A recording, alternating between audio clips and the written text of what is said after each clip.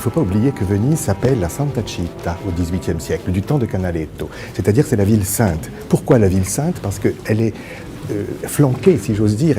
Dans son écrin, il y a cette basilique qui est toute dorée. Il y a toujours dans l'univers de Canaletto l'or qui domine et qui ruisselle, car la lumière vénitienne est une lumière d'or. Canaletto a 22 ans et il commence son travail. Sur ce tableau, on y voit la vie quotidienne des Vénitiens.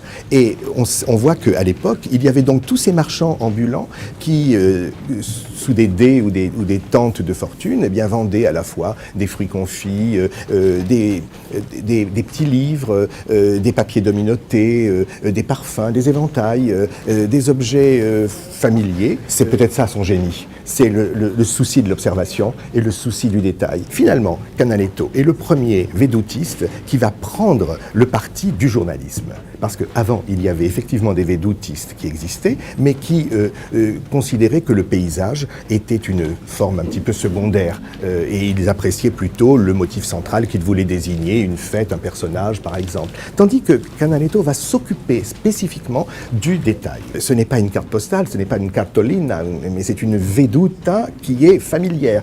À la fois la Venise Maggiore, c'est ça, hein, et puis la Venezia Minore, mais s'y mêlent à la fois toutes les classes sociales.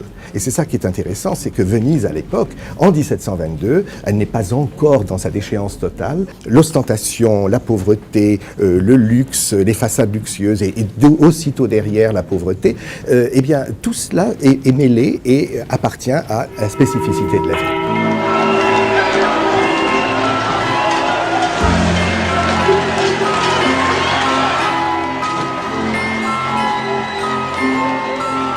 À ce moment-là, Canaletto a 34 ans.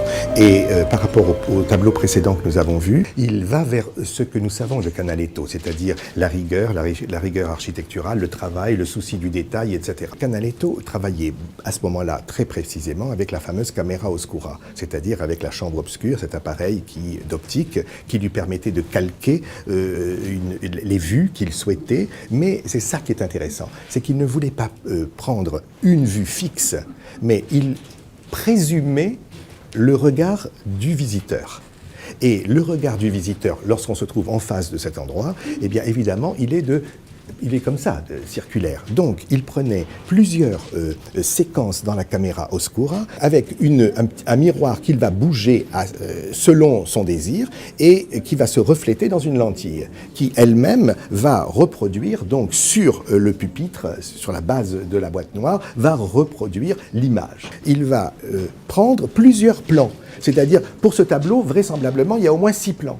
C'est-à-dire qu'il y a le plan ici de la construction éphémère et de la Casa Balbi, et puis il y a là, là, là et là. On le voit dans les cahiers que nous avons aujourd'hui. Hein, on a le fameux cahier de Canaletto qui montre la reproduction, le calque, hein, finalement, de la camera oscura. Donc il prenait ces différentes séquences et après il les rejoignait, comme faisait son père avec les tableaux, avec les décors de théâtre. Il les rejoignait. Ce qui fait que quand il les rejoignait les unes à côté des autres, ces séquences, eh bien, il reniait des angles, tout ce qui le gênait, il l'enlevait. Ce qui fait que nous avons ici une vue qui n'est pas une vue exacte de ce que nous pourrions voir, nous autres, aujourd'hui, contemporains, postés au même endroit. Nous avons une vue qui est aménagée, qui est interprétée et qui est retravaillée et qui est poétisée. Et c'est le travail de l'artiste, évidemment.